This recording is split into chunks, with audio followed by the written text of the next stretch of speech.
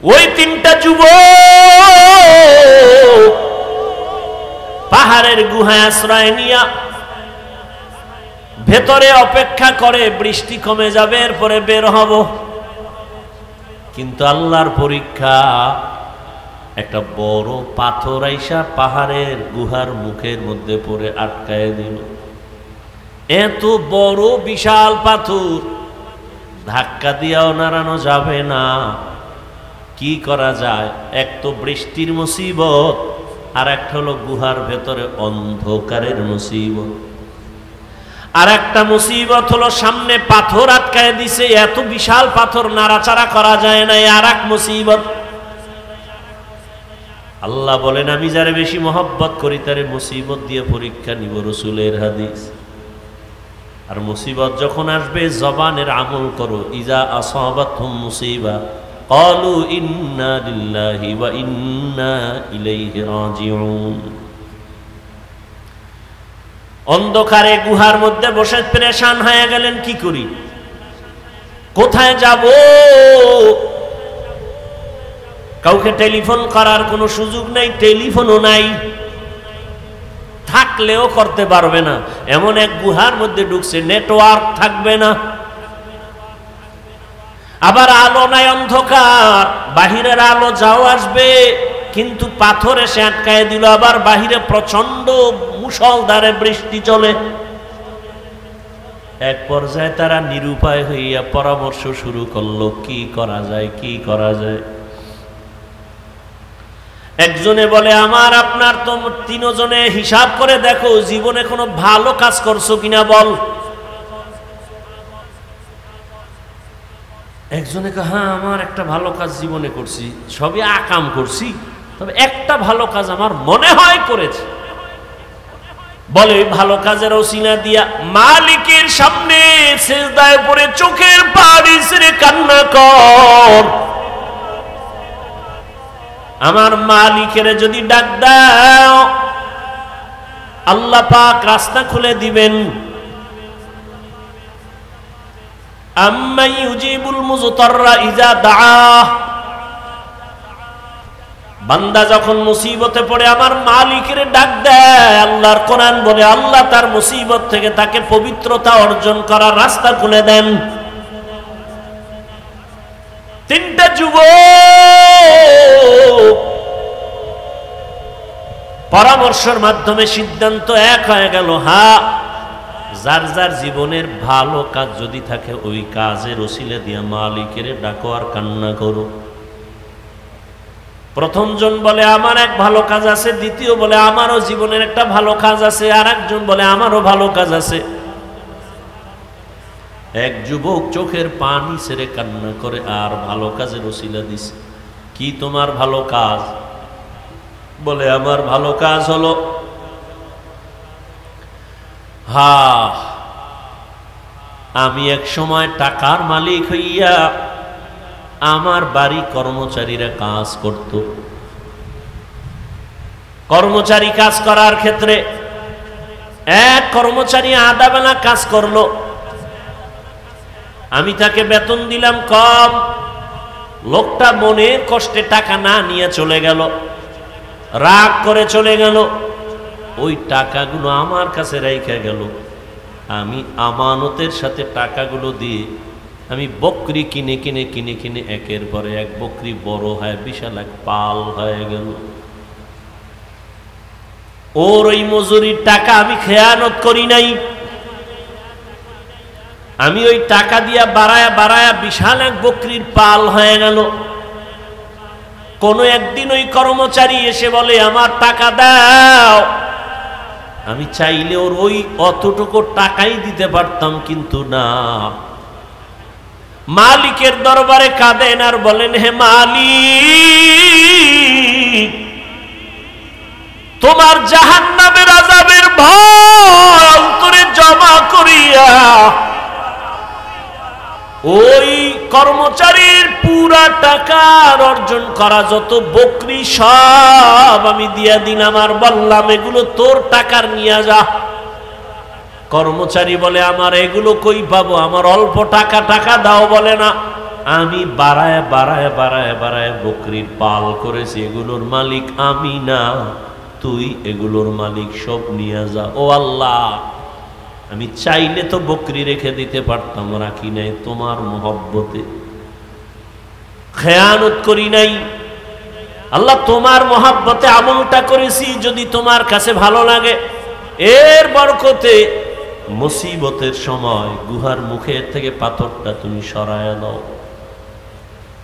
হাদিস শরীফে আল্লাহর রাসূল বলেন, আল্লাহর কাছে কান্না করে দোয়া করা মাত্র সাথে সাথে পাথরের আল্লাহর কুদরতি জিম্মায় 3 ভাগের 1 ভাগ পাথর এমনে এমনে ফাঁকা হয়ে গেল।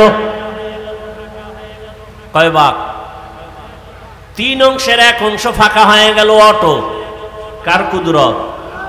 আল্লাহর কুদরত। আল্লাহ তো সাহায্য করবেন, তবে আল্লাহর কাছে চাইতে হবে, তাও আবার উল্টা পাল্টা নিয়মে চাইলে হবে না। কান্না, নামাজ, ধৈর্য। দ্বিতীয় যুবক আল্লাহর দরবারে কান্না শুরু করলো, হে মালিক, আমার জীবনে একটা ভালো কাজ আমি করেছি। কি? আমি একদিন আমার বয়সের যৌবনকালে আমি আমার চাচার বাড়ি বেড়াইতে গেছিলাম। আমার চাচার বাড়ি এক জরুরতে যাইয়া আমি দেখি বাড়ির মধ্যে আমার চাচাও নাই, আমার চাচিও নাই, তারা অন্য জরুরতে কোথাও গেলেন। আমার ঘরের মধ্যে, চাচার ঘরে উপযুক্ত এক যুবতী আমার চাচাতো বোনকে আমি পেয়ে গেলাম। আমার যৌবনার নফসের ধোকায় পড়ে আমি আমার চাচার ঘরে চাচাতো বোনটাকে পাইয়া আমি আমার যৌবনের তাড়নায় আমার বোনের উপরে আক্রমণাত্মক দৃষ্টি দিলাম। লোভানক দৃষ্টি দিয়া যখন আমি বোনটাকে মাটির মধ্যে ফেলে দিলাম, আমি এক পর্যায়ে বোনের, চাচাতো বোনের বুকের উপরে উঠে বসছি। এমন সময় আমি দেখি আমার চাচাতো বোন মাটির মধ্যে চিত হয়ে শুয়ে, চোখের পানি। আমি জিজ্ঞাসা করলাম, বোন, তোমাকে আমি আঘাত করি নাই, আমি তোমার বুকের উপরে বসছি, তুমি কান্না করো কেন? চাচাতো বোন বিনয় হয়ে বলে, ও আমার চাচাতো ভাই, এখানে আমার মা নাই, বাবা নাই, আমার আল্লাহ আমাকে দেখতেছেন। আমার এই জীবনের বয়সে কোনোদিন কেউ আমার শরীর টাচ করে নাই। তুমি আমাকে শরীয়ত অনুযায়ী ইসলামের আইনে বিবাহ তো করতে পারো, বিবাহ করে নাও, কিন্তু কলঙ্কের দাগ বসাইও না রে ভাই। আমার জীবনে কোনো কলঙ্কের দাগ বসে নেই। আজ আমার জীবনের উপরে কলঙ্কের দাগ যদি বসে, আমি কেমনে মালিকের আদালতে দাঁড়াবো?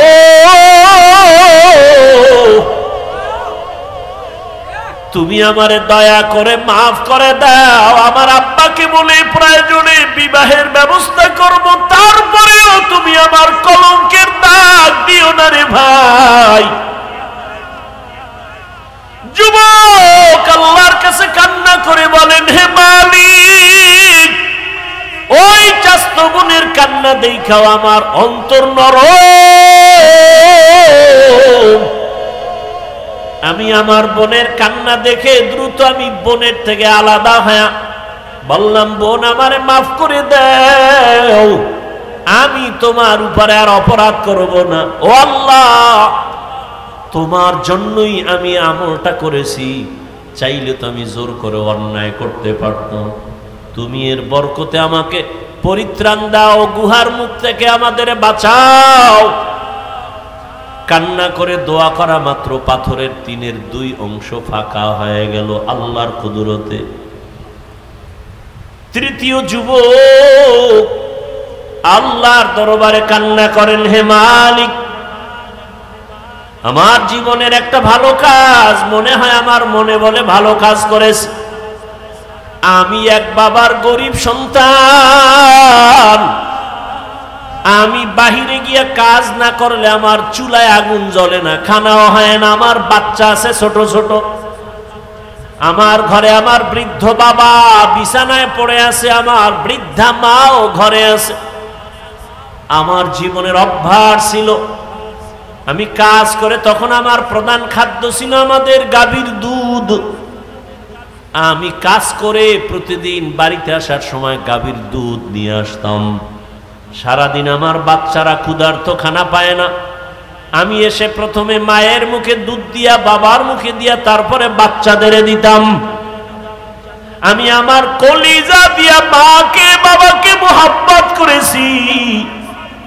আমার মা বাবাকে আগে দুধ পান করাইয়া তারপরে বাচ্চাদের দিতাম। একদিন কাজ থেকে আসতে আমার বাড়িতে রাত হয়ে গেল। রাতের গভীরে বাড়িতে আসার পর হঠাৎ তাকায় দেখি মা দেরি দেখে ঘুমায় পড়ছে, আব্বাও ঘুমায়, বাচ্চারাও ঘুমন্ত, ক্ষুধা। আমি তো নিয়ত আমার পাকা, আমার মা বাবাকে দুধ না দিয়া বাচ্চাদের দুধ দিব না, আমার ওয়াদা। আমি দুধের পেয়ালা নিয়ে ভাবতেছি কি করব, বাচ্চারাও ক্ষুধার্ত, কান্নার আওয়াজ। ওদিকে আমার মা ক্ষুধার্ত কিন্তু ঘুমে। এখন ঘুম থেকে ডাক দিলেও মা কষ্ট পাবে, কাঁচা ঘুম। ওই যুবক বলে তখন আমি মায়ের আদর আর দোয়া পাওয়ার জন্য আমি দুধের পেয়ালা নিয়ে মায়ের মাথার কিনারায় দাঁড়ায় আছি। আম্মা জান যখন সজাগ হবেন তখন আমি প্রথমে দুধ দিব, গাভীর দুধ পান করবে, তারপরে বাচ্চাদের দিব। আমি দুধের পেয়ালা নিয়ে দাঁড়ানো, মা ঘুমায়, বাবাও ঘুমায়। আমার বাচ্চাগুলো ক্ষুধার যন্ত্রণায় কান্না করে। এক পর্যায়ে বাচ্চাগুলো আমার পায়ের কাছে আইসা কান্না করে আর বলে, বাবা খানা দাও। আমি মাকে না দিয়া বাচ্চাদের দিব না, আমার ওয়াদ আমি দেই না। এক পর্যায়ে তাকায় দেখি ক্ষুধার তৃষ্ণা আমার বাচ্চাগুলো কান্না করে করে মাটির মধ্যে পড়ে ঘুমায় গেছে। রাতের গভীরে আমার আম্মা সজাগ হইয়া তাকায় দেখে আমি সন্তান দুধের পেয়ালা নিয়ে মায়ের কিনারায় দাঁড়ানো। মা তাকায় বলে, বাবা তুমি কি ঘুমাও নাই? আমি বললাম, মা তোমাকে আমি না খাওয়ায় কেমনে ঘুমাবো, আমার চোখে ঘুম আসবে না, কারণ তুমি আমাকে গর্বে নিয়ে কত রাত ঘুমাইতে পারো নাই রে মা, কত কষ্ট করেছ। আমার মতো সন্তানটা তুমি গর্বে রেখে খাইতে পারো নাই, ঘুমাইতেও পারো নাই রে মা। আমার চামড়া খুলিয়া জুতা বানাইলে তোমার ঋণ আদায় হবে না। ও মা তোমাকে না খাওয়াই আমি কেমনে ঘুমাবো? আমার চিন্তায় তুমি কত রাত ঘুমাইতে পারো নাই রে মা। আমার অসুস্থতার কারণে তোমার ঘুম চোখে আসে নাই রে মা। তোমারে আমি ক্ষুধার্ত রাইখা কেমনে ঘুমাই? তোমার জন্য দুধের পেয়ালা নিয়ে দাঁড়ানো। হঠাৎ আম্মাজান তাকায় দেখে আমার পায়ের কিনারে আমার বাচ্চাগুলো কান্না করে করে ঘুমিয়ে পড়েছে। মা আরো আশ্চর্য হইয়া আমাকে ধমক দিয়ে কয়, বাবা আরে আমার নাতিদের কেন তুই কষ্ট দিয়েছ? ওদেরকে কেন খানা দাও নাই? আমি মাকে বলছিলাম, মা তোমার মুখে না দিয়ে আমি কারো মুখে দুধ দিব না, বাচ্চাদেরও দেই নাই। আমার আম্মা জান দুধ পান করার আগে একটা চিৎকার দিয়া দোয়া করেছে, হে মালিক আমার কলিজার সন্তান আমার জন্য এতটা ত্যাগ স্বীকার করলো, কোরবানি করলো, ও আল্লাহ তুমি ওরে দোজাহানে কামিয়ে বিধান করিও। আমার আম্মা দোয়া করেছেন, ও আল্লাহ তোমার মোহাব্বতে কাজটা করেছি রে আল্লাহ। আমার হাবিব মায়ের জন্য দোয়া করেছেন, ও আল্লাহ আমলটা যদি পছন্দ হয় এর বরকতে পাথরের গুহা থেকে আমাদের এই গুহার মুখ থেকে পাথর সরায় হেফাজতের ব্যবস্থা করো। রহমতের নবী হাদিসে পাকে বলেন, তৃতীয় ব্যক্তি যখন কান্না করে দোয়া করা শুরু করছে সাথে সাথে পুরা পাথরটাই গুহার মুখ থেকে আল্লাহর কুদরতে ফাঁকা হয়ে গেছে। হরকে দারত খৌফে হকদার দিল মদম জন্নতুল মাওয়া দেহদ ও রামাকাম। জীবনের ত্যাগ আর কোরবানি ছাড়া কেউ সফল হতে পারে নাই, কামিয়াব হতে পারে নাই। ও আমার যুবক, পর্দার আড়ালের মা বোনেরা, ও বৃদ্ধ বাবাজি, এই কোরবানির ইতিহাস, ত্যাগের ইতিহাস, কেমন বাবা সন্তানের জবাই করার জন্য রেডি, আর কেমন সন্তান বাবাকে বলে আমিও জবাই হওয়ার জন্য রেডি, তাড়াতাড়ি আমাকে জবাই করো, দেরি হলে আল্লাহ বুঝি আবার হুকুমটা নিয়ে যাবেন। কেমন ধৈর্য! ইব্রাহিম কাঁদে, ইসমাইলের চোখে পানি, হাজেরাও কান্না করে। ওদিকে মা হাজেরার কেমন ধৈর্য! শয়তান গিয়া কায়, হাজেরা ইসমাইলের কই পাঠাইছো 13 বছরের পর? বলে বাবা দাওয়াতে যায়, বাদশার দাওয়াতে। কয় না না, জবাই করতে নেই। বলে না, বাবা হইয়া কখনো সন্তান কি জবাই করতে পারে? শয়তান বলে আসল কথা আল্লাহর হুকুম। হাজেরা বলেও শয়তান দূর হ, আমার আল্লাহ যদি হুকুম করে একজন ইসমাইল না, আরো ইসমাইল যদি থাকে সব আমি আল্লাহর পথে দিয়ে দিব। কেমন ধৈর্য ধারণকারিনী আম্মা জান ইসমাইল নবীর মা হাজেরা। এরে আম্মা জানেরা, আপনাদের অবদান যদি না থাকে একটা সংসার সুন্দর করা সম্ভব হয় না। একটা সমাজ আপনাদের কারণেই সুন্দর হয়, আপনাদের ধৈর্য আদর্শের কারণে একটা সন্তান ভালোবাসে, সন্তানের ভালো আদর্শের কারণে সমাজ ভালো হয়ে যায়। অতএব কোরবানির ঘটনার থেকে ত্যাগের শিক্ষা, আল্লাহর মোহাব্বত, আদিকে আবার আল্লাহর জাহান্নামের আযাবের ভয়, ক্ষুধার তৃষ্ণা। আল্লাহ তাআলা পরীক্ষা নিবেন, ধৈর্যের মাধ্যমে পরীক্ষায় পাশ করতে হবে। ও আল্লাহর বান্দারা, কত গালি কত কিছুই শুনলাম, এরপরও আল্লাহর মোহব্বতে টুপি ফালাই না, দাড়ি ফালাই না। চাইলে আজকে তোমার মতো প্যান্ট শার্টটাই লাগায় দাড়ি কেটে রাস্তায় ঘুরলে কে আমাদের বাধা দিত? মাদ্রাসায় পড়েছি, চাকরি নাই, ব্যবসা নাই, সার্টিফিকেট নাই সরকারি ভাবে, এরপরেও কেন এই পথ ছাড়ি না? গালাগালি শোনার পরেও কেন ছাড়ি না? একমাত্র কারণ আল্লাহর কোরআন সত্য, নবীর কথা সত্য। গুনাহ নিয়ে যারা কবরে যাবে তাদের আযাব হবে জাহান্নাম, তাও সত্য। নেক আমলওয়ালাদের জন্য জান্নাত, তাও সত্য। এই চিন্তা ভাবনা করে আল্লাহর মোহাব্বতে নামাজ রোজা ধরে ফেললাম। রিজিকের মালিক আমার আল্লাহ, ইজ্জতের মালিক আল্লাহ, সম্মানের মালিক আল্লাহ, হায়াতের মালিক আল্লাহ।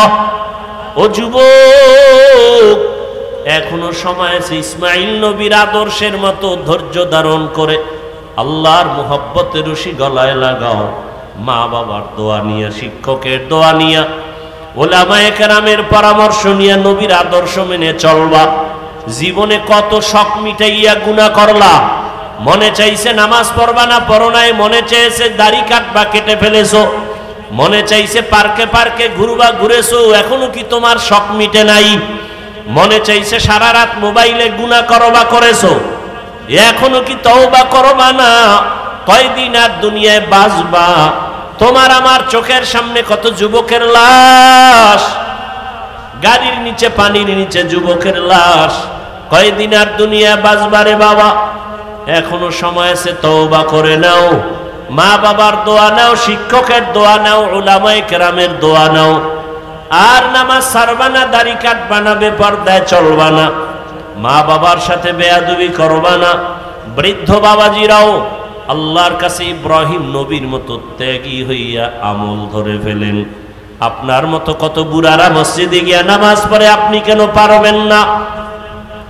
আম্মা জানেরা, আপনার মতো কত মা এখনো আছে পর্দা করে, স্বামীর মাল হেফাজত করে, নামাজ পড়ে, বেপরদায় চলে না, মোবাইলে সময় নষ্ট করে না।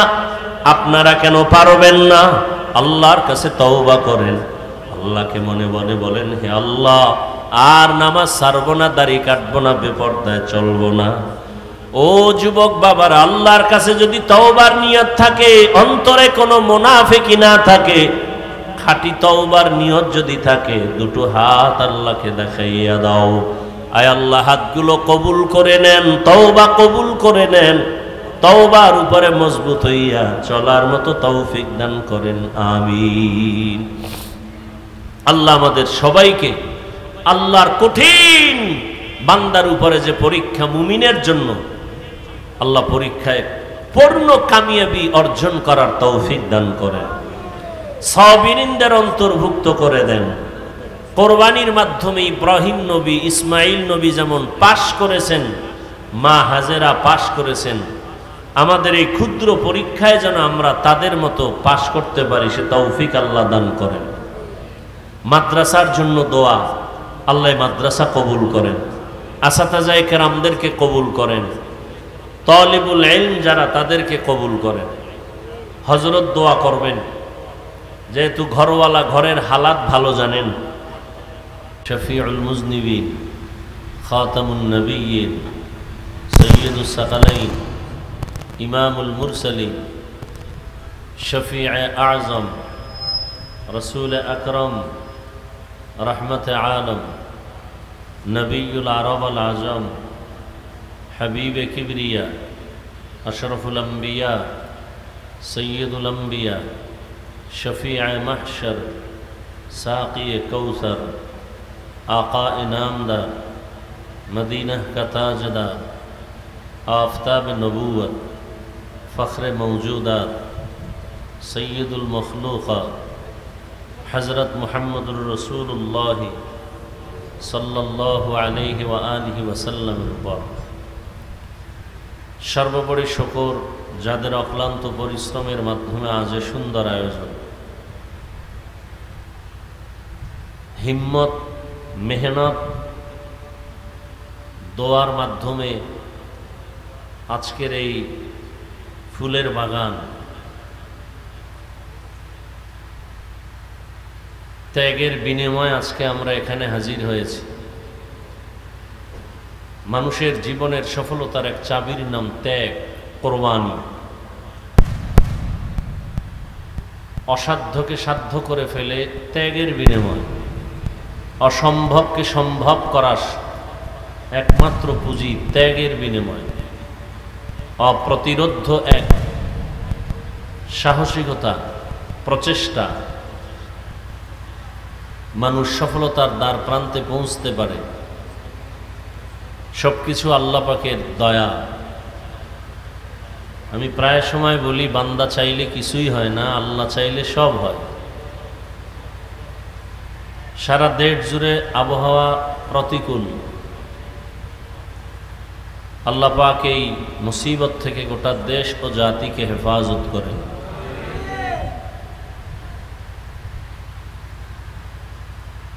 যে মাদ্রাসাকে কেন্দ্র করে আজকের আয়োজন,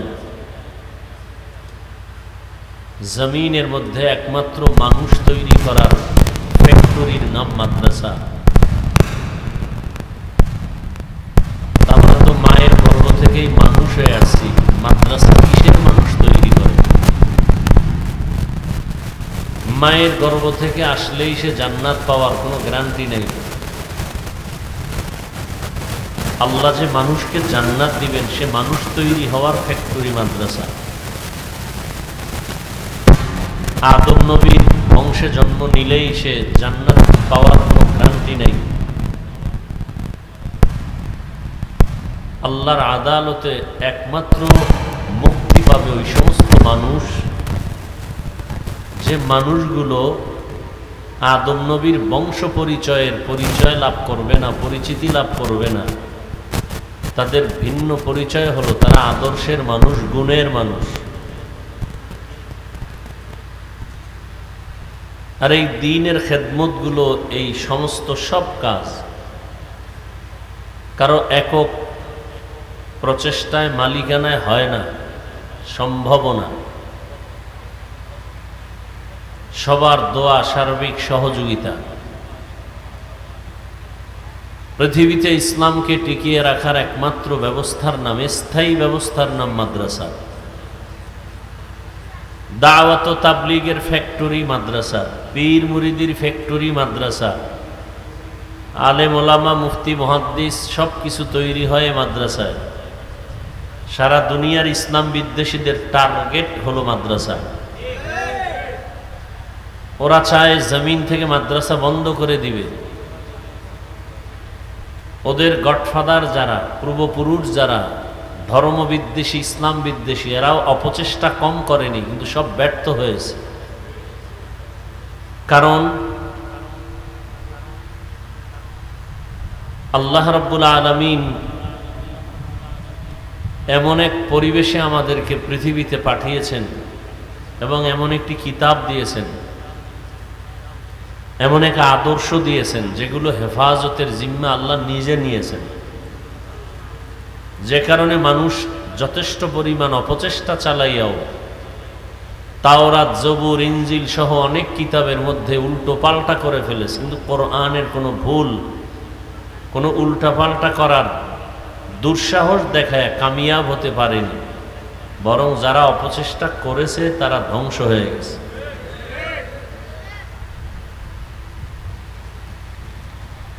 কারণ এর হেফাজতের জিম্মা আল্লাহ নিয়েছেন। ওলামায়ে কেরাম বলছেন যে কোরআন হেফাজত করার মানে কি? কাগজের কোরআন হেফাজত করবেন বিষয়টা এমন না। এ কোরআনের সাথে যাদের সম্পর্ক থাকবে, মহব্বত থাকবে, আল্লাহ এদেরকেও হেফাজত করবে। এ কারণে আপনারা চোখে তাকিয়ে দেখেছেন স্পষ্টভাবে গোটা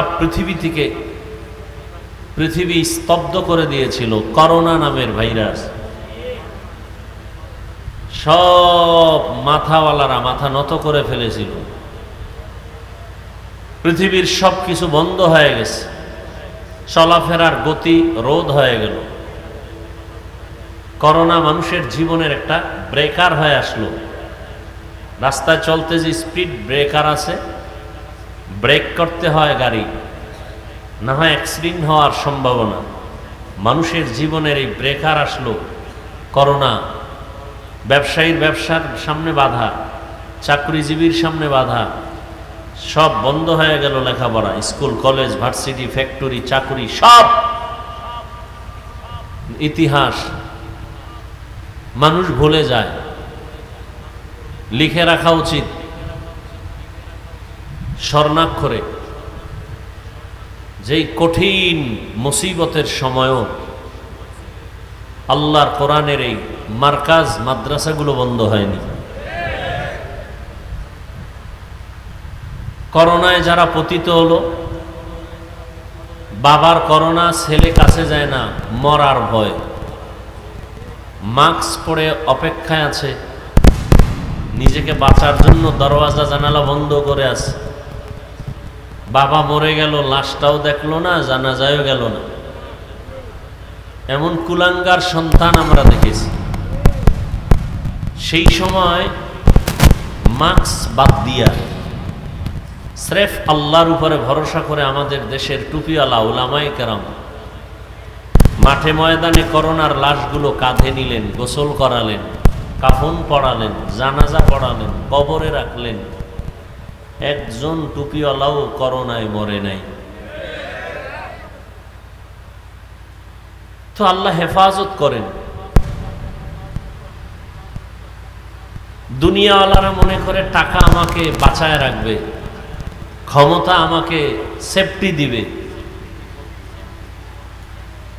কত সিকিউরিটি গার্ড, বডি গার্ড। কিন্তু যাদের কাছে কোরআন আছে এদের কোনো আলাদা সিকিউরিটি গার্ড নেই। টাকাওয়ালা, বাড়িওয়ালা, গাড়িওয়ালা সব চোখের আড়াল হয়ে আছে। কোরআনওয়ালারা সবার সামনে আছে, সবার সর্বশ্রেষ্ঠ সম্মানে আছে। এ সম্মান কে দিছেন? মানুষও সম্মান কিনে, টাকা দিয়ে সম্মান কিনে। মানুষের টাকার কেনা সম্মানের ফলাফল কি? প্রথমে ফুলের মালা, ফাইনাল তার জুতার মালা। মানুষ টাকা দিয়ে যে সম্মান কিনে, আর আপনারাও বেচেন সম্মান, বেচেন না? ভোটের আগের রাত্রে টাকা খাইয়া ভোট বেচেন না? আপনার টাকার কারণে ভোট বিক্রি করলেন, এবার ভোট পাইয়া অযোগ্য সুদখোর ঘুষখোর বেনামাজি এরা চেয়ারে বসে। সম্মানের চেয়ার, মূলত চেয়ারটা সম্মানের, কিন্তু বসছে যে অযোগ্য ব্যক্তি, যোগ্য না। সুযোগ কি? এ সম্মান কিনছে, আপনারা বিক্রি করেছেন। ফলাফল কি? প্রথমে ফুলের মালা, এক পর্যায়ে তার শেষে জুতার মালা। আর যারা কোরআনওয়ালা, এদের কোনো সম্মান কিনা বেচা নাই। আল্লাহ পাক এদেরকে এই পরিমাণ সম্মান দেন যে এরা দুনিয়ায়ও বাদশাহ, আখেরাতেও বাদশাহ।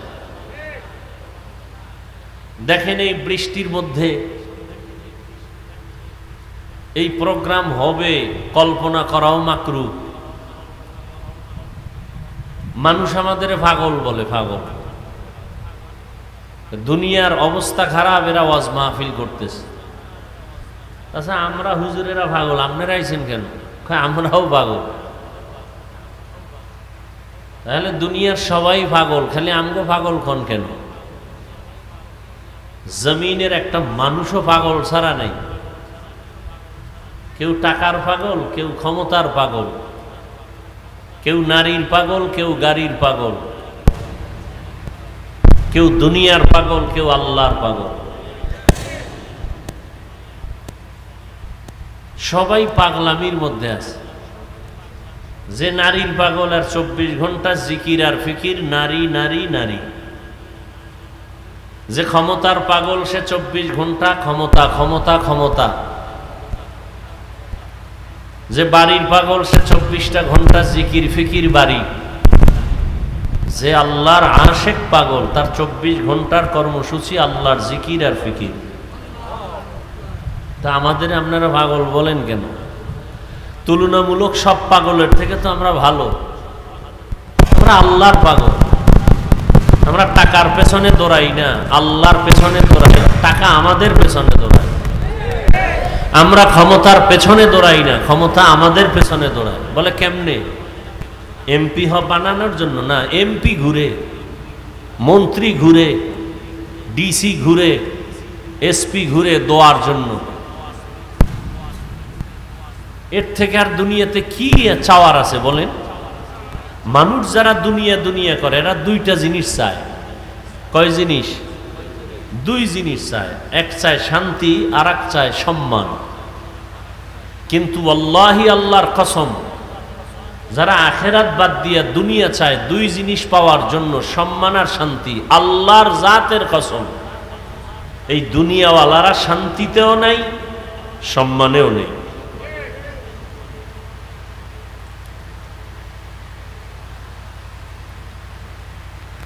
এজন্য আর আমরা যারা আখেরাত আখেরাত করে চলতেছি, টুপি পরছি, আখেরাতের চিন্তা, দাড়ি রেখেছি, রসুলের মোহাব্বত, নামাজ পড়ি, পর্দা করি, হালাল খাই, জাতির জন্য পাগলের মতো দৌড়াদৌড়ি করি, মেহনত করি, সব ওলামায়ে কেরাম, তাবলীগওয়ালারা, পীর মাশায়েখরা, দিন নাই রাত নাই, খানা নাই ঘুম নাই, উম্মত নিয়ে ফিকির। নিজের ঘর, নিজের স্ত্রী, নিজের সন্তান নিয়ে আলেমরা ফিকির করে না, উম্মত নিয়ে যেই ফিকির করে। ওলামায়ে কেরাম এজন্য এই জাতিকে যা দিয়েছে নিঃস্বার্থভাবে, কেউ পৃথিবীতে দেয়নি, সব স্বার্থপর। ওলামায়ে কেরাম এই জাতিকে যা দিয়েছে আর কেউ দেয়নি। করোনার ঘটনা শুনাইলাম, একটা একটা যদি বলি,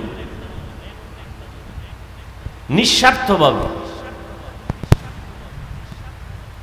আপনারা আমাদের টুপি দেখে গালি দেন, কত বাজে কথা বলেন, আমরা গালির বিনিময়ে সালাম দেই। এত মেহনত করি, বাড়িঘর বাদ দিয়া, পরিবার বাদ দিয়া, বিনিময়ে আপনারা দেন গালি, আমরা দেই দোয়া। বদদোয়াও করি না। এরপরও মানুষ আলেমদের দিকেই বাঁকা নজরে তাকায়। তো ফলাফল কি? মনে করছে আমরা আলেমদের কারণে এক অশান্তির বেড়া জালে আছি, অথচ যারাই আলেমকে দূরে ঠেলে তারা নিজেরাই বিপদগামী হয়ে যায়। কারণ কিয়ামত পর্যন্ত আর নবীজি আসবেন নাকি? আপনাদের এই এলাকায় নবী আসেন বছরে 2-1 বার। কিয়ামত পর্যন্ত কোন সাহাবায়ে কেরাম আসবেন, আউলিয়ায়ে কেরাম আসবেন? কিয়ামত পর্যন্ত জাতিকে জান্নাতের পথ দেখাবেন একমাত্র উলামায়ে কেরাম।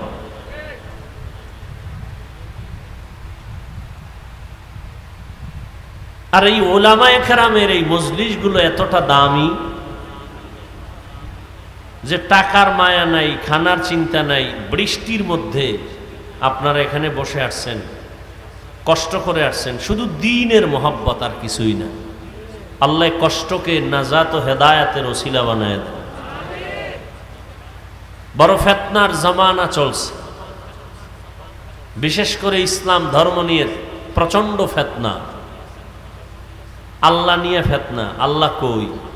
কেউ কয় সব জায়গায় আল্লাহ আছে, কেউ বলে না আল্লাহ আরশে আজিমে চেয়ারে বয়া রইছে, জমিনে নাই।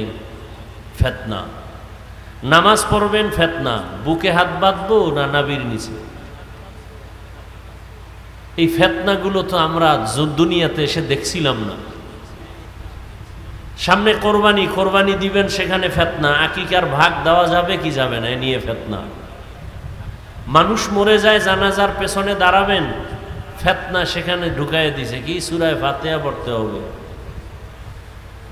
নামাজে দাঁড়াবেন, জোরে আমিন আস্তে আমিন নিয়ে ফিতনা। এখানে অনেক সচেতন মানুষ আছেন, আধা মিনিটে আমাকে জবাব দিবেন।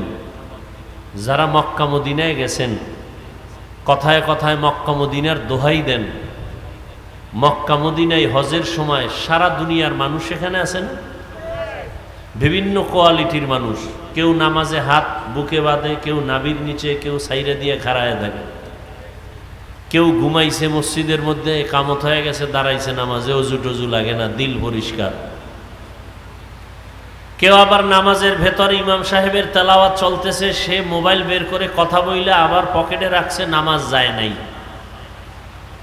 আবার কাউকে দেখলাম সেজদায় যাওয়ার আগে একটা কাঠের টুকরা পকেট থেকে বের করে কপালের নিচে দিয়ে সেজদা দিতেছে। এই যে এত কোয়ালিটির মানুষ মক্কা মদিনায় বছরে আসে, আপনারা খবর টবরে শুনছেন যে এরা পরস্পরে মারপিট কইরা 2-1টা মরে গেছে? বলেন না কেন ভাই? তো এত লাইনের মানুষ মক্কা মদিনায়, ফিতনা নাই, বাংলাদেশে ফিতনা কেন? কার বদনজর লাগছে বলেন তো? আমি 5 কল্লি টুপি মাথায় দিয়েছি, আমি তো অন্য টুপিওয়ালাকে গালি দেই না, আপনি কেন আমার টুপি দেখলে সহ্য করতে পারেন না? আমরা কওমি মাদ্রাসার তাজা সন্তান, কই আলিয়ার বিরুদ্ধে তো বলি নাই, স্কুল কলেজের বিরুদ্ধে বলি না, আপনারা কেন কওমি নিয়ে এত সমালোচনা করেন? কি সমস্যাটা কোথায়? আমরা নাভির নিচে হাত বেঁধে নামাজ পড়ি, যারা বুকে হাত বাঁধে কই আমরা তো হিংসা করি না, গালি দেই না, দেখলে সালাম দেই, আপনি কেন বাঁকা নজরে তাকান? আল্লাহ সব ভাইকে হেদায়াত দান করুন। ফিতনা বড় কঠিন। আগে ফিতনা ছিল মসজিদের বাইরে, এখন ফিতনা মসজিদের ভেতরে। এই ফিতনা থেকে বাঁচার জন্য একা একা সম্ভব না, মুরব্বি দরকার। কারণ আমরা মুরব্বি মানিয়াও সঠিক পথে ঠিক থাকতে পারি না, আর যারা মুরব্বি মানেন না তাদের উপায় কি? অনেকে বলে আমার অলিয়া উলিয়া মানি না, কোনো ব্যক্তি মানি না, কোরআন হাদিস মানি। 100% এরা গোমরা, এরা বাতিল। আল্লাহ পাক রব্বুল আলামিন আমাদের সবাইকে রাসূলের আদর্শে জীবন যাপন করার তৌফিক দান করেন।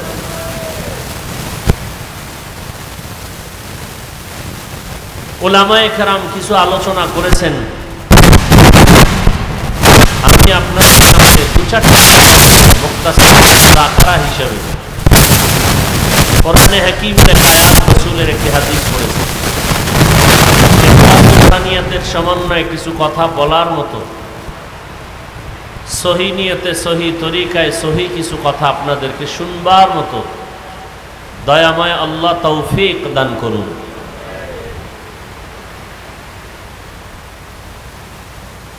ওয়ালানাবলুওয়ান্নাকুম বিশাইইম মিনাল খাউফি ওয়াল জু'i ওয়া নাকসিন মিনাল আমওয়াল ওয়াল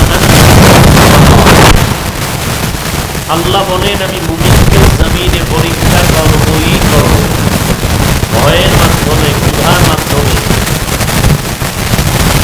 সম্পদের ঘাটতির মাধ্যমে, ঘাটতির মাধ্যমে, ফলের ঘাটতির মাধ্যমে।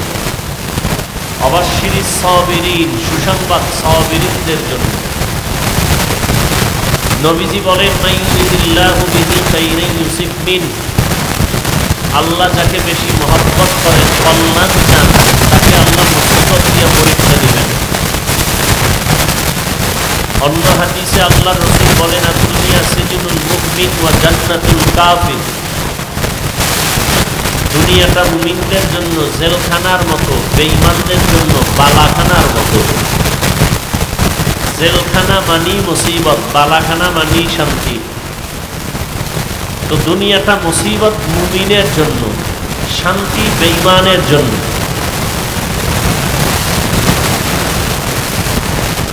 জেলখানার সাথে রাসূল তুলনা করেছেন, জেলখানায় মানুষ যেতে চায় না, ঠেকায়, কষ্টে করে বাধ্য হয়ে যেতে হয়।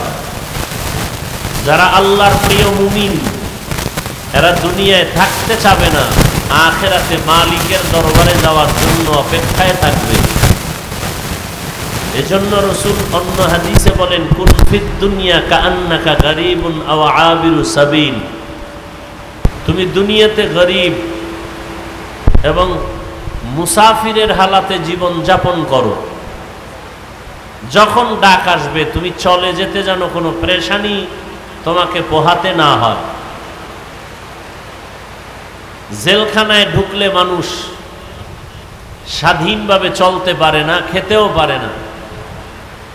দুনিয়া নামক জায়গায় যে মুমিনরা থাকবেন, জেলখানার মতোই তাদের জীবন, অর্থাৎ চাইলেই খেতে পারবে না, মনে চাইলেই যেখানে সেখানে যেতে পারবে না। খাওয়ার আগে চিন্তা করবে খানাটা হালাল না হারাম, যাওয়ার আগে চিন্তা করবে কোথায় যাচ্ছি, কদমটা যে দিতেছি ওই দিকে যাওয়াটা আমার জন্য ভালো না খারাপ। তো দুনিয়াটা মুসিবতের জায়গা। আর আল্লাহ রসুল বলেন, আল্লাহ যাকে বেশি মুহাব্বত করেন, ভালোবাসেন, তাকে মুসিবত দিয়েই পরীক্ষা নিবেন। কিভাবে মুসিবত দিয়ে পরীক্ষা নিবেন? আয়াতে আল্লাহ 5টা জিনিসের কথা উল্লেখ করেছেন। 5 জিনিসের দ্বারা আল্লাহ মুমিনকে পরীক্ষা নিবেন, কোনো বেঈমানকে না। কেন মুমিনের পরীক্ষা হবে, বেঈমানের হবে না কেন? মুমিন জান্নাত পাবে, কোনো বেঈমান জান্নাত পাবে না। আর জান্নাত পেতে হলে পরীক্ষা দিতে হবে, পুরস্কার পেতে হলে পরীক্ষা দিতে হবে। আর পরীক্ষা তাদের জন্য যারা স্কুল, কলেজ, ভার্সিটি, মাদ্রাসার ছাত্র। যারা ছাত্র না, ওদের পরীক্ষা নাই।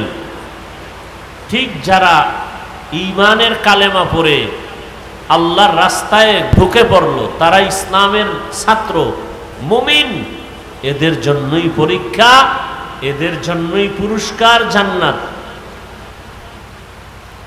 5টা জিনিসের দ্বারা আল্লাহ পরীক্ষা করবেন।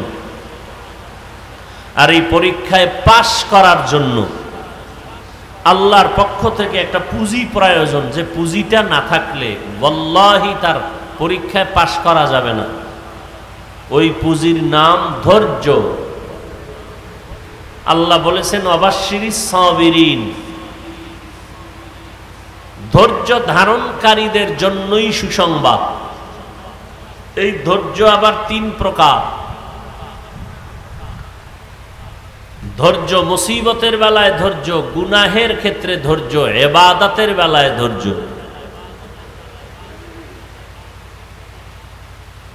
এখন আপনার সুযোগ আছে গুনাহ করার, আপনি আল্লাহর আযাবের ভয়ে ধৈর্য ধারণ করলেন, আমি এই গুনাহ করব না, আপনার জন্য সুসংবাদ। মুসিবত আসছে, এখন আপনার খানা দানা নাই, আছে হারাম জিনিস, খাইলে খাইতে পারেন জীবন বাঁচানোর জন্য, চলার মতো রাস্তা নাই, কেউ আপনাকে টাকা ধারও দেয় না। বড়লোক আছে এলাকায়, যদি বলেন আমাকে 5,000 টাকা দেন ধার, কোরবানি আসতেছে, বাচ্চাদের নিয়ে কি করব, আমি আবার আপনাকে 20 দিন পরে দিয়ে দিব। বাংলাদেশের বড়লোক অধিকাংশ গ্রাম অঞ্চলে যারা থাকে, এরা 5,000 টাকা দিবে না, আছে দেয় না, বলে নাই নাই। ওই লোকটাকেই যদি কানে কানে বলেন এই সুদে দিবিনি, কয় 1 লাখ দিব, 1 লাখ আসুক। এরকম কুলাঙ্গারের বাচ্চায় সমাজে আছে না নাই? এরা সবগুলো কুলাঙ্গার, এরা সমাজের কীট। এদের উপরে আল্লাহর লানত, ফেরেশতাদের লানত। এরা আল্লাহর দুশমনের মধ্যে নিকৃষ্ট দুশমন।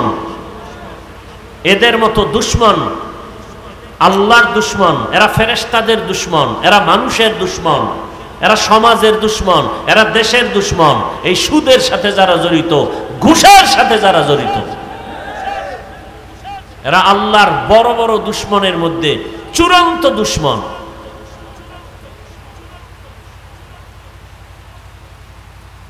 এখন আপনি কি করবেন? হয়তো হারাম খাইতে হবে, না হয় না খায়া থাকতে হবে। পরীক্ষা, ধৈর্য না থাকলে এই পরীক্ষায় পাশ করা যাবে না। বড় কঠিন পরীক্ষা। ইবাদতের বেলায় ধৈর্য। নামাজ পড়তে যাবেন, কালকে জুমার নামাজ, প্রচন্ড বৃষ্টি, ভিজে ভিজে গেলে কষ্ট হবে, কি করা যায়? যাদের ইমানের পার্সেন্ট যত, তার আমলের পরিধি তত। একজনের ইমান বলে আমি নফল নামাজ ছাড়ব না, আর একজনের ইমান বলে নফল লাগে না। ইমানের পার্সেন্ট কম বেশি আছে না নাই? বড় কঠিন কথা কিন্তু। একজনে বলে আমার নফল লাগে না, আর এক ইমানওয়ালা বলে আমার নফল পড়তেই হবে। কেন? বলে হাসরের ময়দানে ফরজ আমলের ঘাটতিগুলো পূরণ করার জন্য নফল আমল লাগবে। এই যে ফজরের নামাজ, জোহর, আসর, মাগরিব, এশা, জুমা, এই যে ফরজ নামাজগুলো আমরা আদায় করি, নামাজের সালাম ফিরায়া, যারা নামাজ পড়ে না এরা তো আর জানবে না, যারা নামাজ পড়েন সালাম ফিরাইয়া ইমাম সাহেব সহ মুক্তাদিরা সবাই আস্তাগফিরুল্লাহ পড়েনি। বলেন না কেন ভাই? কয়বার পরে জানেন? 3 বার আস্তাগফিরুল্লাহ, আস্তাগফিরুল্লাহ, আস্তাগফিরুল্লাহ পড়লেন। নামাজ অসাধ্য কোনো জিনিস, অপছন্দের কোনো জিনিস দেখলেই শুনলেই মানুষ আস্তাগফিরুল্লাহ পড়ে, কিন্তু আপনি পড়লেন নামাজ, এখানে আস্তাগফিরুল্লাহ 3 বার কেন আপনি পড়েন নামাজের সালাম ফিরাইয়া? বলে নামাজের ভেতরে তোমার ত্রুটি হয়ে যাইতে পারে, মালিকের কাছে ক্ষমা চাওয়ার নিয়তে 3 বার নামাজ শেষে তুমি সালাম ফিরায় আস্তাগফিরুল্লাহ পড়ো। কারণ ইস্তেগফার এমন একটা আমল, এমন একটা তসবিহ, রাত আসলে যেমন দিন থাকে না, অন্ধকার আসলে আলো থাকে না, আলো আসলে অন্ধকার যেমন থাকে না, যেই বান্দা বান্দি ইস্তেগফারের আমল করবে তার আমল নামায় কোনো গুনাহ থাকে না। ইস্তেগফারের আমল। তো ফরজ আমলের ঘাটতি, রাসূল বলেন কিয়ামতের দিন অনেক মানুষ নামাজ নিয়ে দাঁড়াবে, কিন্তু নামাজে ঘাটতি অনেক। যেইভাবে সেজদা দেওয়া দরকার ওইভাবে হক আদায় করে সেজদা দেওয়া হয় নাই। রুকুর থেকে দাঁড়াইবে, দাঁড়াইয়া রব্বানা লাকাল হামদ বলবে, না পারলে অন্তত ওই টাইম পরিমাণ বলা পরিমাণ দাঁড়ায় থাকবে ওয়াজিব। ওই পরিমাণ দাঁড়ায় না, দৌড়ায় সেজদায় চলে গেল। সেজদায় যাওয়ার সময় আগে যাবে হাঁটু, এরপরে যাবে 2 হাত, এরপরে যাবে নাক, এরপরে যাবে কপাল। সে হাঁটু যাওয়ার আগে হাত দিয়া ভর করে সেজদায় চলে গেল। সেজদা দিয়া তাসবিহ পড়বে, আবার ওইটে দোয়া পড়বে, না পারলে চুপচাপ বসে থাকবে, এরপরে আবার সেজদা করবে। যেইভাবে সেজদা করার প্রয়োজন সেইভাবে হক আদায় করে নাই। কিয়ামতের ময়দানে আল্লাহ যদি মাফ করে দেন, ওই ফরজ আমলের ঘাটতিগুলো পূরণ করার জন্য নফল আমলের প্রয়োজন হবে। নফল আমলের প্রয়োজন। এই জন্য কোন ঈমানওয়ালা বলে আমি নফল ছাড়ব না, তাহাজ্জুদ ছাড়ব না, ইশরাক ছাড়ব না, ওয়াবিন ছাড়ব না। আর একদল মুমিন বলে ঈমানের হালাত বলে আমার নফল পর্ব দূরের কথা, নফল লাগেই না। এরকম বহু ঈমানওয়ালা, ধৈর্য না থাকলে সম্ভব না। আল্লাহ বলেন ধৈর্য ধারণকারীদের জন্য সুসংবাদ 2টা। একটা মহা সুসংবাদ দুনিয়ার জমিনে আমি দিব, আর একটা মহা সুসংবাদ পরকালে আমি দিব। দুনিয়ার সুসংবাদ হলো অধৈর্য ধারণকারীর দল, আমি আল্লাহ নিজে তোমার বন্ধু হয়ে থাকব। ইয়া আইয়ুহাল্লাযীনা আমানু ইসতাঈনু বিস-সাবরি ওয়াস-সালাহ ইন্নাল্লাহা মা'আস-সাবিরিন। ধৈর্য ধারণকারীরা সুসংবাদ নেও, আমি আল্লাহ তোমার বন্ধু হয়ে গেলাম, কোনো চিন্তা নাই। আর একটা সুসংবাদ তোমার পরকালে, ইন্নামা ইউওয়াফাস সাবিরুনা আজরাহুম, ইন্নামা ইউওয়াফাস সাবিরুনা আজরাহুম বিগাইরি হিসাব।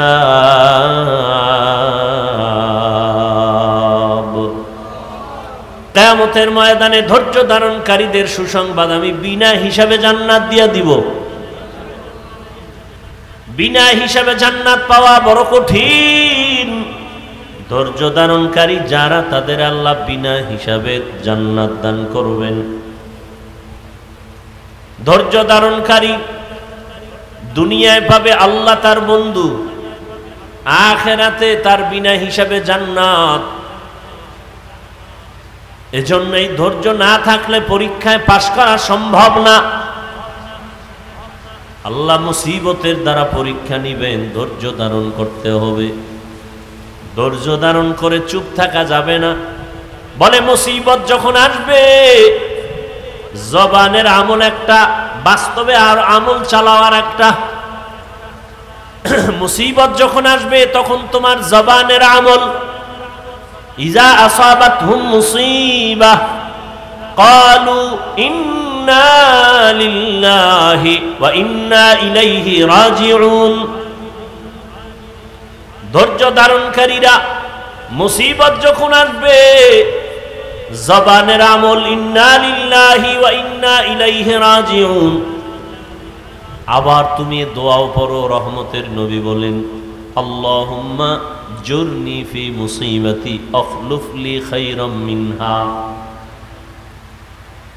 আল্লাহর কাছে তুমি ধৈর্য চাও, আজর চাও, ফলাফল আল্লাহ ধৈর্যের ফলাফল দান করো।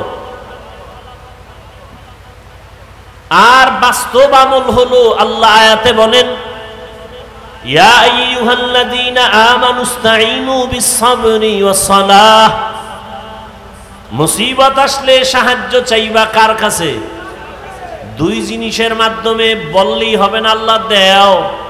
2 জিনিসের মাধ্যমে চাও। 1 নম্বরে নামাজ, ধৈর্য, 2 নম্বরে হলো নামাজ। নামাজে দাঁড়ায় যাও, নামাজে দাঁড়াইয়া তুমি আল্লাহর শরণাপন্ন হও। নামাজ শেষ করিয়া দেখবা মুসিবত তোমার সামনে আর নাই। আল্লাহ তাআলা 5টা জিনিসের দ্বারা পরীক্ষা করবেন। মিনাল খাউফ, ভয়ের মাধ্যমে 2, ওয়াল জু, ক্ষুধার মাধ্যমে 3, ওয়া নাকসিম মিনাল আমওয়াল, সম্পদের ঘাটতির মাধ্যমে, ওয়াল আনফুস, জীবনের ঘাটতির মাধ্যমে, ওয়াস সামারাত, ফলের ঘাটতির মাধ্যমে, ওয়াবাশশিরিস সাবিরিন, ধৈর্য ধারণকারীদের জন্য সুসংবাদ। 1 নম্বরে ভয়। ভয়ের মাধ্যমে মুমিনের পরীক্ষা। সবগুলোই কিন্তু জীবনের জন্য একটা হুমকি স্বরূপ মুসিবত। ভয় আবার কয়েকটা ভাগে বিভক্ত। এক ভয় হলো আল্লাহর ভয়, আর একটা ভয় হলো দুনিয়ার মানুষের পক্ষ থেকে ভয়। তুমি যদি দাড়ি রাখো চাকরি থাকবে না, এরকম ভয় আছে না নাই?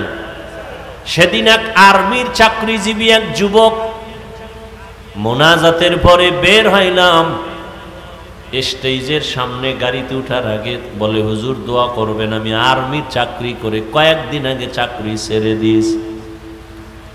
কেন ছাড়লা? এই মুহূর্তে আর্মিদের মূল্যায়ন তো অনেক বেশি, ছাড়লা কেন? যুবক বলে, আমাকে বারবার মানসিকভাবে টর্চার করা হয়, দাড়ি কেটে ফেলো, দাড়ি কেটে ফেলো, দাড়ি কেটে ফেলো। আমি চাকরি ছেড়ে দিয়েছি, দোয়া করবেন আল্লাহ হালাল ভাবে যেন রিজিকের ব্যবস্থা করে দেন। ইমান ইমান, সেও মানুষ, আপনিও মানুষ। এখানে আমরা যারা বসে আছি সবাই আমরা মুসলমান। আপনাদের আল্লাহ আমার আল্লাহ 2 জন না 1? আপনাদের নবী আমার নবী, আপনাদের কোরআন আমার কোরআন, আপনাদের কাবা আমার কাবা, আপনাদের ধর্ম আমার ধর্ম, আপনাদের কালেমা আমার কালেমা। দুনিয়াতে আমরা আসছি সিস্টেম সবার এক। বিদায় বেলা কাফনের সংখ্যাও, আমারও 3টা কাফন হবে, আপনাকেও 3টা কাফন দেয়া হবে। টাকাওয়ালা মরে গেল, তার 3টা কাফন। রিক্সা ড্রাইভার মরে যাবে, তাকেও 3 কাফন। টাকাওয়ালার সম্মানে একটা কাফন কেউ বাড়াবেও না, গরিব হওয়ার কারণে কেউ মরে গেলে একটা কাফন কেউ কমাইয়াও দিবে না। কাফনের সংখ্যাও কয়টা বলেন? পুরুষের 3টা, মহিলাদের 5টা। কালার কি হবে? আলাদা আলাদা। আমাদের হুজুরদের কাফনের কালার একরকম, আপনাদের কালার আর এক রকম। হ্যাঁ, বড় লোকের কাফন একরকম, ছোট লোকের আর এক রকম। কে ধনী, কে গরিব, কে আলেম, কে মূর্খ,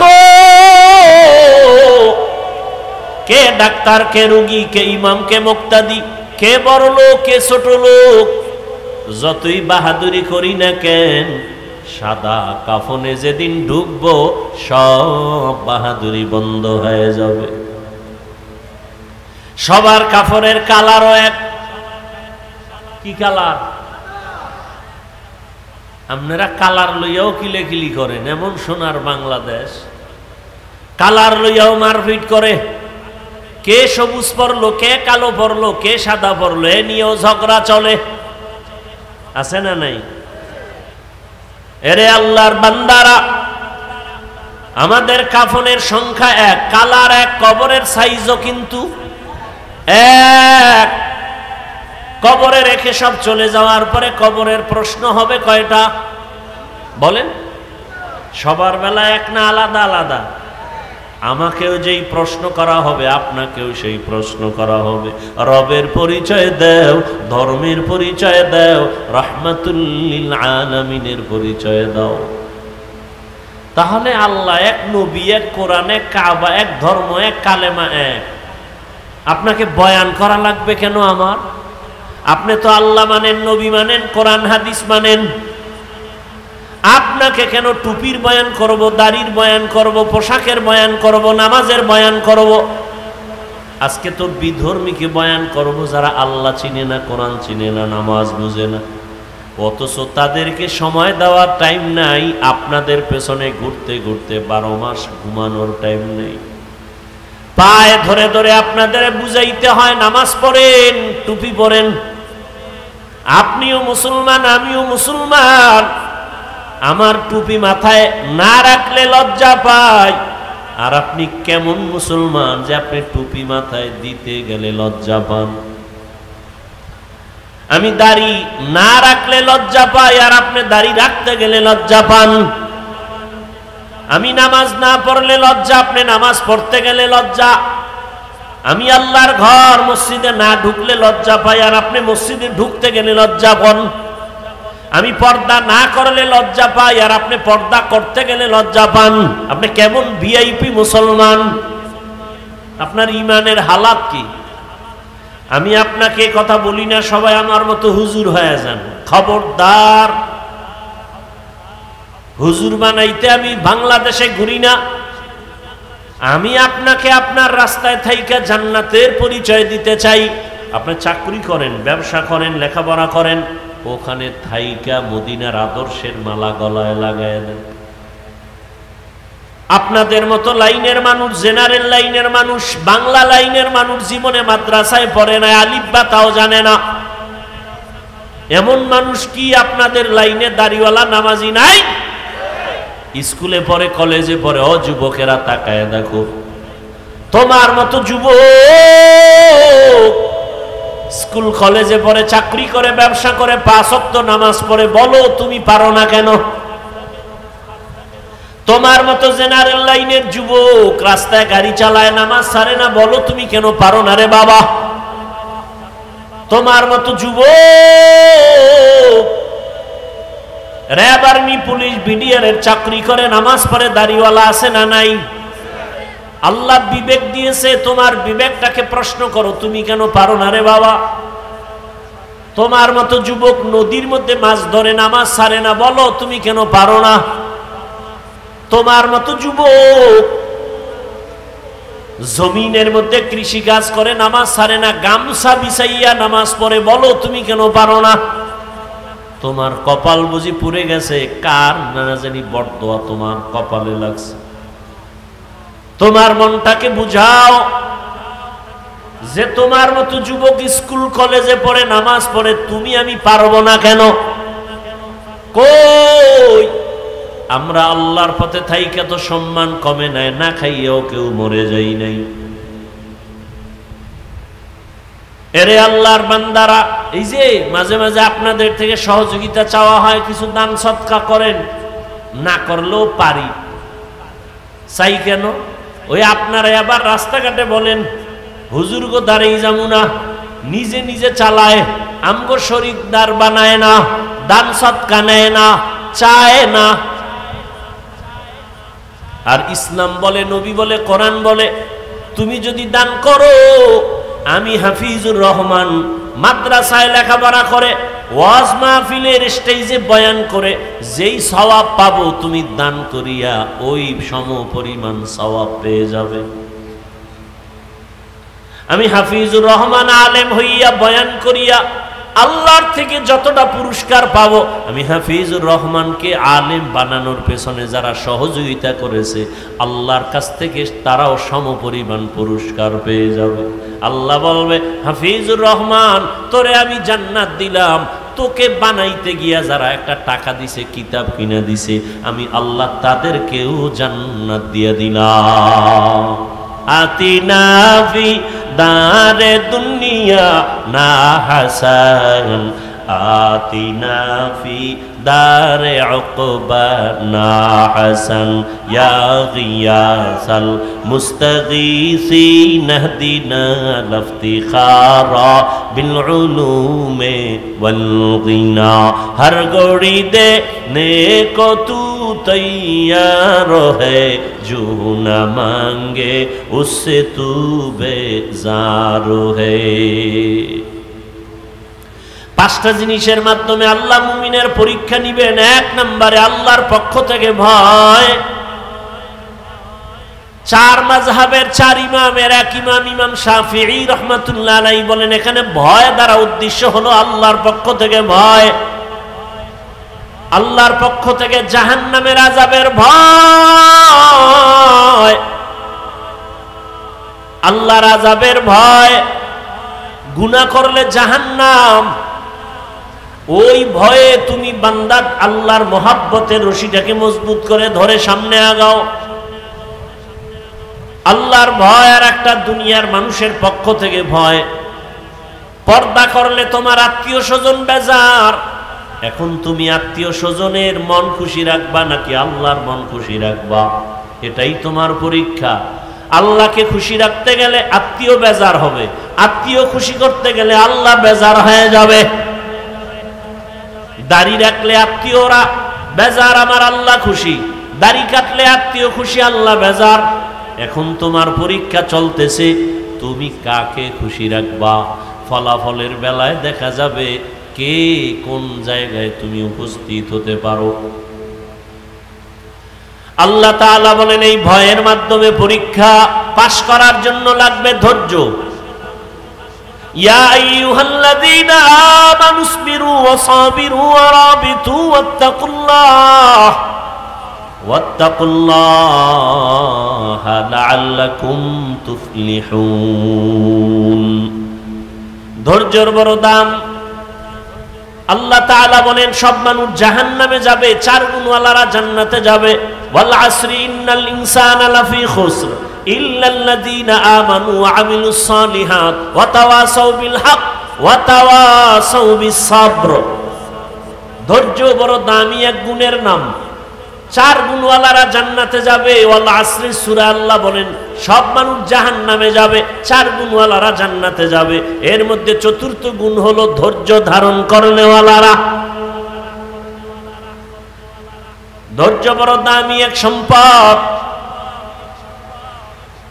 আল্লাহ তাআলা ধৈর্যের বড় সম্মানের বয়ান করেছেন। আজকে আমাদের মধ্যে ধৈর্য নাই, যে কারণে আমরা অনেক ক্ষেত্রে সামনে আগাইতে গিয়ে অনেক পেছনে পড়ে যাই। ধৈর্যের পরীক্ষা দিলেন, একটু আগে বয়ান করলেন কোরবানির বয়ান। ইতিহাসের পৃষ্ঠায় ধৈর্যের পরীক্ষা দিলেন আমার রহমতের নবী। ধৈর্যের পরীক্ষা দিলেন আইয়ুব নবী, ধৈর্যের পরীক্ষা দিলেন ইসমাঈল নবী, ধৈর্যের পরীক্ষা দিলেন ইসমাঈল নবীর মা হাজেরা, ধৈর্যের পরীক্ষা দিলেন বেঈমান ফেরাউনের স্ত্রী আসিয়া। সারা রাত শুধু ধৈর্যের বয়ান চলতে থাকবে, শেষ হবে না। মায়ার নবী কেমন ধৈর্যের পরীক্ষা দিলেন।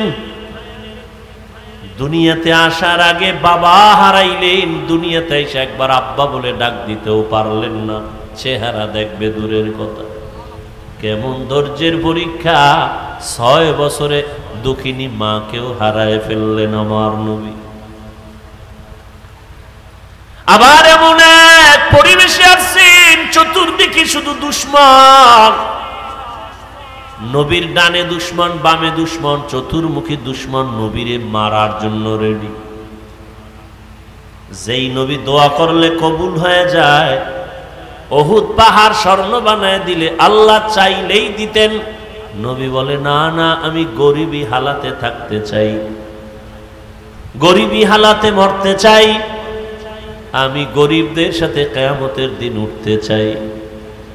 নবী বলেন, ও গরিবেরা, বড় লোকের বাড়ি গাড়ি দেখা, টাকা পয়সা দেখা আফসোস করিস না।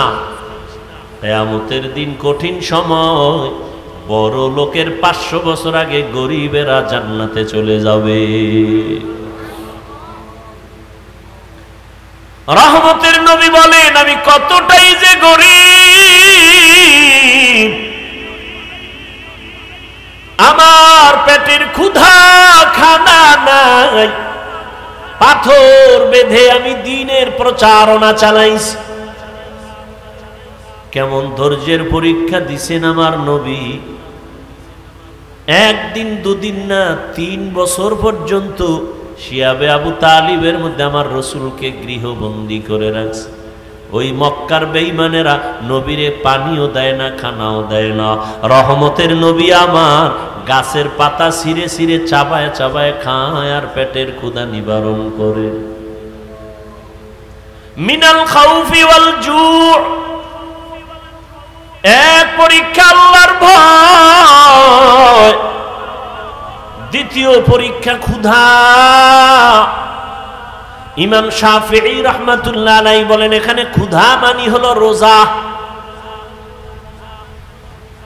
রোজাদার সারাদিন না খাওয়ার কষ্ট কেমন, গরিবেরা না খাইয়া কষ্ট করে কেমন, এটা তুমি রোজা রাইখা উপলব্ধি করো। পরীক্ষায় যদি পাশ করতে চাও ধৈর্য ছাড়া সম্ভব হবে না।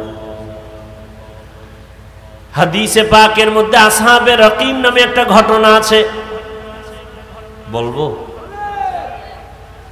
অনেকে আপনারা জানেন, তারপর আমি অল্প টাইমে বলে ফেলবো। আসহাবে রকিম আল্লাহর দ্বীন হেফাজতের জন্য জালেমের ভয়ে এলাকার থেকে হিজরত করে